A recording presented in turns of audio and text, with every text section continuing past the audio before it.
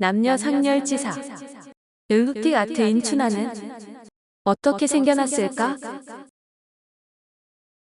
엘루틱 아트의 일종인 춘하는 남녀가 사랑하는 모습을 그린 그림으로 묘사가 노골적이고 선정적이라 성욕을 촉진하는 용도로 쓰였습니다. 글자 그대로 해석하면 봄꽃이라는 뜻인데 사랑관계를 은유적으로 표현한 것으로 춘하라는 말은 기원전 2세기경 중국 한나라에서 처음 생겨났습니다. 과거에는 성관계를 구름과 비가 만나는 즐거움이란 뜻으로 우누질하게 빗대어 춘하를 우누도라고도 했지만 대부분의 경우에는 춘궁화라고 불렀습니다. 춘궁화는 우누도보다 직설적인 표현인데 궁은 남녀의 그곳을 가리키는 말로 남녀의 사랑을 합궁이라고 말하는 것도 이 때문입니다. 그래서 춘궁은 남녀의 그곳에 봄이 온다는 뜻으로 남녀교합, 즉 사랑관계를 의미하며 춘궁화는 남녀교합지상, 즉 남녀의 사랑 장면을 그린 그림입니다. 춘궁화를 처음 그린 인물은 한나라 고조 유방의 책사로 계제와 여호 시절의 승상을 지낸 진평인데 시조가 화가가 아니라 한나라의 재상이란 사실이 놀라울 따름입니다. 진평은 늙음하게 장생술의 일환으로 영원한 삶과 향락을 위해 춘궁화를 그렸다고 합니다. 사랑기술의 핵심은 접이불사, 즉 관계는 하되 사정하지 않는 것인데 전기를 배출하지 않고 보존의 본연의 자리로 돌려보냄으로써 불로장생할 수 있다는 논리입니다. 진평이 그린 최초의 춘하도 사랑기술을 형상화한 것으로 짐작되는데 진평이 춘하를 그린 이후 부유층 귀족들 사이에서는 방에 춘하를 그려 붙이는 것이 유행했습니다. 기원전 1세기의 광천왕 6일도 춘하를 즐겨 그렸는데 그는 역경, 문어, 효경에 정통했고 노래와 연극을 즐겼으며 사랑기술에도 밝았습니다. 그런 그는 그림에도 조예가 있어 스스로 춘하를 그려 남겼는데 이후 춘하는 당, 송원, 명왕조를 거치면서 더욱 만연의 하나의 문화로 자리 잡았고 자연스럽게 한반도에도 유입되었습니다. 인조 시절 한반도에 유입되는 춘하. 중국에서는 도교가 유행한 당나라 때부터 춘하가 본격적으로 발전하기 시작했는데 당나라 시대에는 기방에서 머리맡에 두는 병풍용으로 춘하를 제작했고 그 중에는 유물로 남아있는 것들도 많습니다. 신라시대의 유물로 춘하가 발견되지 않았지만 남녀의 사랑을 묘사한 토는 다양하게 남아있는데 매우 자유분방한 신라의 춘하가 없는 것은 종이나 안료가 귀했기 때문일 것입니다. 그 후 고려 말에 몽골풍의 춘하가 크게 유행했는데 원나라의 지배 속에 유입된 것으로 보이며 종이가 아니라 도자기나 거울 뒤에 그려진 것들이었고 춘하와 유사한 것이 처음으로 유입된 시기는 인조대였습니다. 인조실록 5권, 인조 2년 3월 15일 기사 첫 번째 기사 1624년명 천계 4년 모 도독이 차관 모유준 등을 보내 역적 이괄의 난을 평정한 것을 축하하다. 모 도독이 차관 모유준 등을 보내어 역적 이괄을 평정한 것을 경하하고 능단 등의 물건 40가지를 보냈다. 그 중에 춘이라는 물건이 있는데 상하로 나치의 여인을 조각하여 만든 것이었다. 승지 권진기가 그의 버릇없고 무례한 것을 말하자 차관에게 돌려보냈다.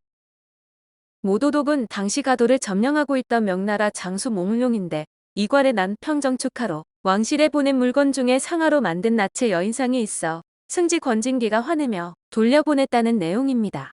춘하에 관한 기록은 숙종대에 다시 등장하는데 청나라에서 은밀히 유입된 도자기 중 춘하가 그려진 물건들이 발각된 것입니다.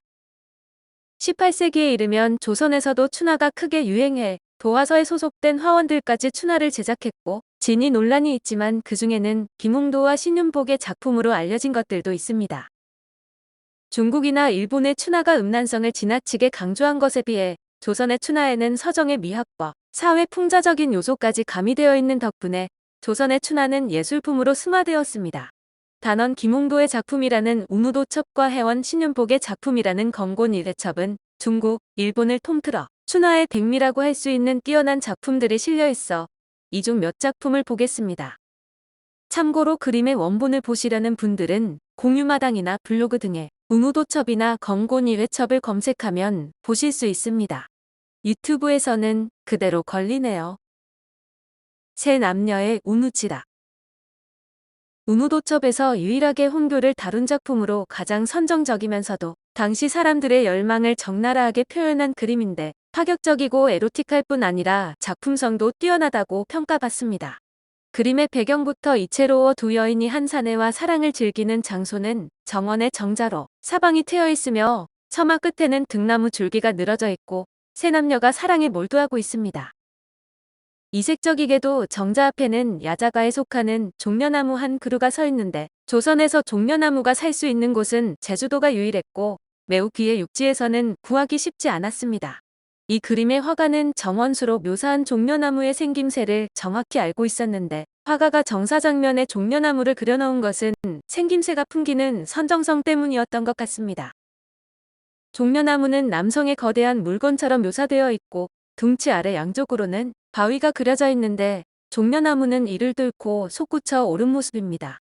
그림의 핵심인 사랑 장면을 보면 우선 여자 둘이 눈에 들어오는데 한 여자는 베개를 펴고 누워 오른쪽 무릎은 세우고 왼쪽 무릎으로는 다른 여자의 허리를 감았는데 그곳을 완전히 드러냈습니다. 여자의 오른팔은 가슴 아래에 놓여 있고 왼팔로 다른 여자의 등을 감싸 안았고 그 여자는 아랫도리는 벗은 채로 엎드린 자세를 취합니다.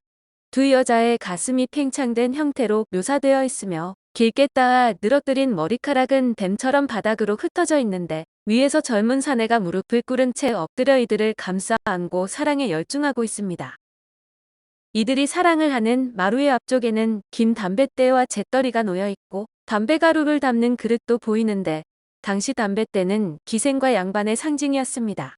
그림에 등장하는 정자와 정원이 드넓은 것을 보면 남자는 상당한 부유층이며 상투는 틀었으나 수염은 나지 않았고 대낮에 사랑을 하고 있어 시간이 많은 젊은 한량일 것입니다. 여자들은 틀에 머리를 하지 않아 여종으로 추정되는데 부유한 젊은 남자가 여종 2명과 저택정자에서 정사랑을 하는 모습을 묘사한 작품이라고 할 수 있습니다. 이 작품은 조선시대 남성들의 열망을 드러내는데 막대한 재물을 바탕으로 유유자적하며 젊은 여종 여러 명과 넓은 저택에서 사랑을 즐기고 싶은 바람을 반영한 것입니다. 또한 나체보다는 옷으로 몸의 일부를 가린 상태나 여인의 길게 따은 머리를 선호했음을 엿볼 수 있습니다. 무엇보다 중요한 것은 대상이 여종이었다는 사실로 여종이라는 존재는 양반들이 마음만 먹으면 얼마든지 사랑의 대상으로 삼을 수 있는 가련한 처지였습니다. 여자가 위에 대부분의 춘하는 남성의 욕망을 중심으로 표현하고 있지만 이 작품은 과감하게 여자가 위에 있는 모습을 구현했는데 여성은 적극적이고 주도적인 반면 남성은 수동적인 자세를 취하고 있습니다. 옷차림도 상반되어 여성은 나체이고 남성은 하의만 탈의한 상태로 남성은 안간힘을 쓰고 있지만 여성은 다리를 내닫고 있어 힘이 넘쳐 보입니다. 대부분 일본이나 중국의 춘하에서 남녀의 사랑은 실내에서 이루어지는 것과 달리 우무도첩에는 야외에서 벌어지는 사랑을 묘사한 작품이 여러 점 있습니다. 바위 아래쪽으로 무성한 나무와 풀은 여성의 그곳을 그 바위 속으로 빨려드는 듯 밝게 표현된 땅은 남성의 그곳을 연상시킵니다.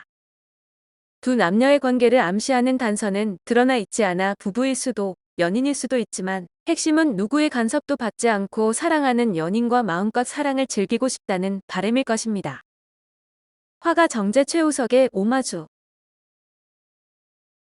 이 작품은 20세기 초에 활동한 화가 정제 최우석이 오마주를 해서 되살아났는데 최우석의 춘하집, 운우도화첩의 그림을 보면 여성이 위에 있는 모습을 취하고 있다는 점에서 운우도첩과 유사합니다.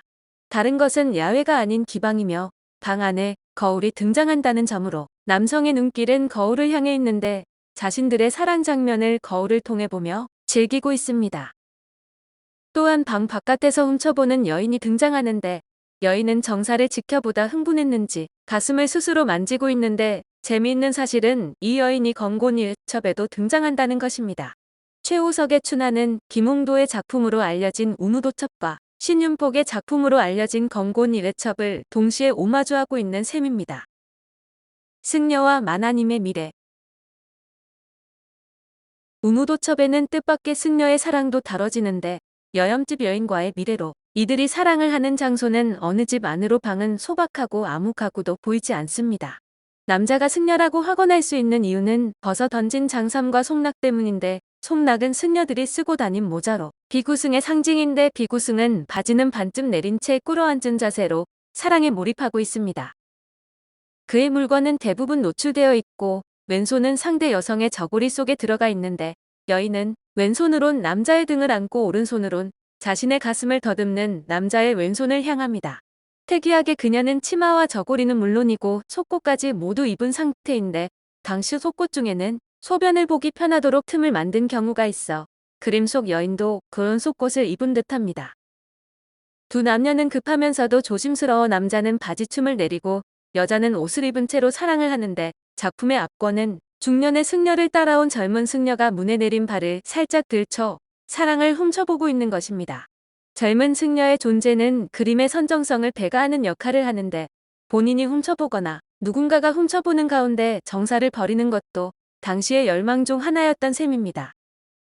검곤 이회첩은 이 작품도 오마주하여 재탄생시켰는데 검곤 이회첩에 실린 작품은 승려와 부인네가 사랑을 하기 직전의 전이 장면을 묘사합니다.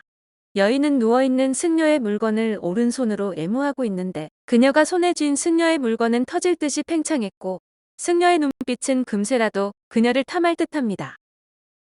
승려를 바라보는 여인의 눈빛은 욕정에 젖어 있는데 이를 증명하듯 왼손은 자신의 고쟁이 속을 파고들고 있어 이 그림의 전이는 운우도첩의 정사보다 훨씬 농염합니다. 신윤복의 풍속화에도 여인과 승려의 사랑 흔적이 남아있어 신윤복의 작품에는 트레머리를 한 여인이 담벼락에 기대 누군가를 기다리는 모습을 그린 것이 있는데 치마 뒤에 감춰진 손에는 송락이 들려 있습니다. 여인이 기다리는 사람이 승려라는 의미로 서민들의 일상을 담은 풍속화에서도 승려를 애타게 기다리는 여인을 묘사할 정도였으니 승려와 여염집, 부인의 사랑이 사실무근의 상상은 아닐 것입니다. 조선 왕조실록에도 승려와 여염집 안악의 간통 사건이 심심치 않게 등장하는데 태종 16년인 1416년에 양반집 아내인 제석비와 장림중 신전의 간통으로 목배임을 당한 사건이 대표적입니다. 승려와 유부녀의 사랑이 드물지 않았지만 빈도로만 따지면 사대부와 유부녀의 간통 사건이 훨씬 잦았는데 운우도첩이 승려와 유부녀의 간통에 주목한 이유가 따로 있습니다. 그것은 금지된 사랑을 드러내려던 것으로 승려는 불교 율법에 따라 관계가 금지되어 있고 유부녀에게는 남편이 아닌 다른 사내와의 동침이 금기였습니다. 운우도첩의 춘하는 이들의 금지된 사랑을 그려냄으로써 인간의 욕망은 어떤 것으로도 막을 수 없다고 항변하는 셈입니다. 계곡에는 봄이 완연하고 운우도첩의 춘하도 중 가장 널리 알려진 작품인데 그림 속 남녀는 한적한 계곡의 풀밭에서 사랑을 즐기고 있습니다. 남성은 상투를 틀었지만 아직 수염은 나지 않아 관례를 갓 마친 젊은이고 여성은 물고 있는 긴 담뱃대로 트레머리를 아름답게 올린 기생임을 알 수 있습니다. 두 사람 모두 엉덩이를 살짝 드러내고 앉은 채 사랑을 나누는데 남자의 손은 여자의 고쟁이 안으로 사라져 보이지 않고 남자의 배와 가슴은 여자의 둔보와 허리에 밀착되어 있습니다. 남자의 얼굴은 여자의 등에 달라붙어 왼쪽으로 고개를 돌린 채 감흥에 젖어 있지만 여자의 얼굴은 의외로 무덤덤한데 심지어 담배를 피우는 여유를 부리고 있습니다. 봄이 되면 꽃이 피듯 두 남녀의 사랑도 자연의 한 장면같이 자연스러워 신선 노름이 따로 없다고 말하는 듯합니다. 검곤이회첩에도 이 작품을 오마주한 그림이 실려 있는데 체위는 비슷하지만 사랑을 하는 장소가 다릅니다. 운우도첩의 호젓한 계곡은 검곤이회첩에서 잘 꾸며진 방으로 탈바꿈했는데 그간의 세월을 반영하듯 젊은 선비는 중년의 선비로 젊은 기생은 중년의 기생으로 바뀌었습니다. 방 한 구석에는 금붕어가 놀고 있는 어항이 등장하고 기생의 공방대 앞에는 화로가 놓여 있는데 두 남녀는 차양을 친 방에 앉아 사랑을 즐기고 있습니다. 나이가 들기는 했지만 남자는 여전히 화물경에 빠져 있고 여인 역시 공방대를 길게 들이우고 노련하게 담배를 피우고 있습니다.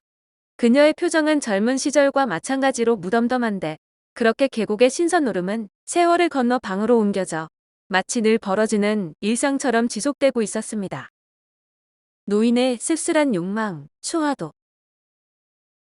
운우도첩에서 가장 인상적인 작품은 노인의 씁쓸한 욕망을 담은 그림인데 왠지 모르게 해학적인 동시에 안쓰러운 느낌이 드는 작품입니다. 그림에는 트레머리를 한 초로의 여인과 머리가 벗겨지고 허리가 꼬부라진 노인이 등장하는데 남자는 왼손으로 축 늘어진 물건을 붙잡고 오른손으로는 마루를 짚고 있습니다.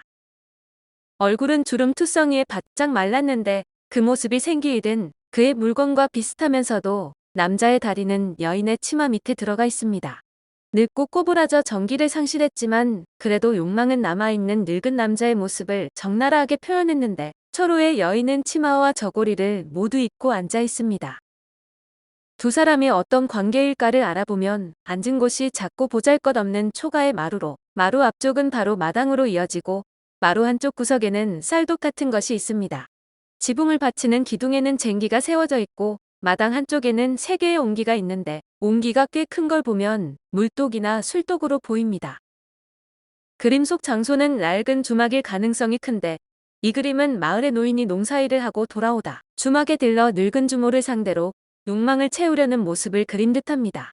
그림에는 어떤 열망도 찾아볼 수 없고 쓸쓸함만 느껴져 이 작품은 춘화도가 아니라 추화도, 즉 인간의 쓸쓸한 노년을 표현한 그림이라고 해도 무방할 것입니다.